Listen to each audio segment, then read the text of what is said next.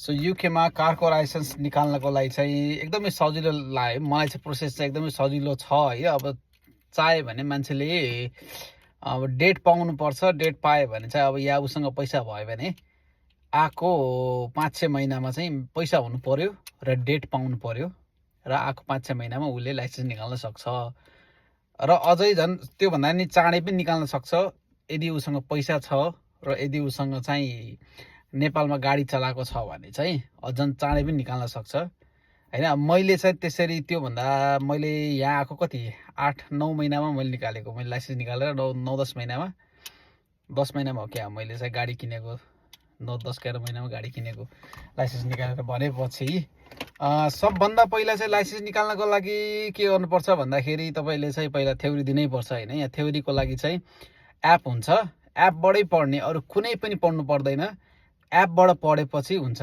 मान्छेहरूले भन्छ बुक पढ्नुपर्छ, यो पढ्नुपर्छ, केही पढ्नु पर्दैन, एपबाट पढ्ने 4131 हुन्छ हैन।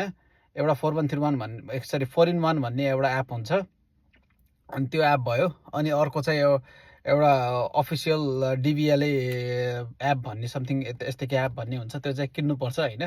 एउटा एप स्टोर या प्ले स्टोरबाट किन्दा पनि हुन्छ, 4 पाउन्ड या 5 पाउन्डको पर्छ।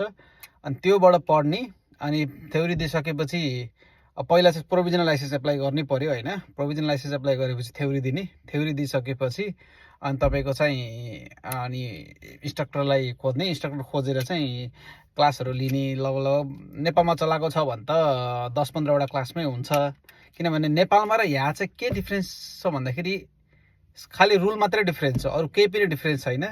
नेपालमा जे पनि चलाए पनि भयो, यहाँ चाहिँ कस्तो हुन्छ भन्दा राइट ह्यान्डको, नेपालमा पनि राइट ह्यान्ड साइडको स्टियरिङ छ, यहाँ पनि राइट ह्यान्ड साइडकै स्टियरिङ छ हैन। अनि अब युएसतिर या अस्ट्रेलियातिर त लेफ्ट ह्यान्ड साइडको छ, तर यहाँ चाहिँ त्यस्तो छैन। अनि रुल चाहिँ अलिकति अब सबभन्दा मेन चाहिँ रुल यहाँको डिफ्रेन्स हो, रुल चाहिँ थाहा हुनुपर्छ, मेन रुल थाहा हुनुपर्छ।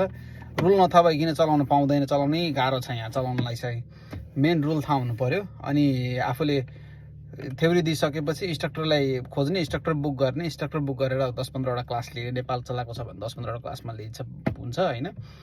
त्यसपछि चाहिँ थ्योरी के भन्छ, थ्योरी दिइसकेपछि अनि ठ्याक्क इक्जाम पनि बुक गर्ने, इक्जाम बुक गरेर चाहिँ लिने।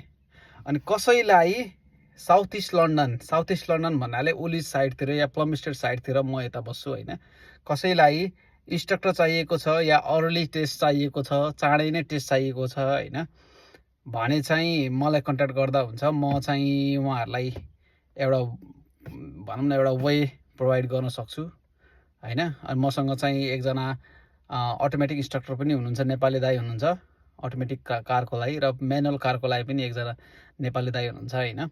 त्यसबाट चाहिँ त्यसरी हामीले कन्ट्याक्ट गर्न सक्छौँ है त। ल नमस्ते सबैजनालाई।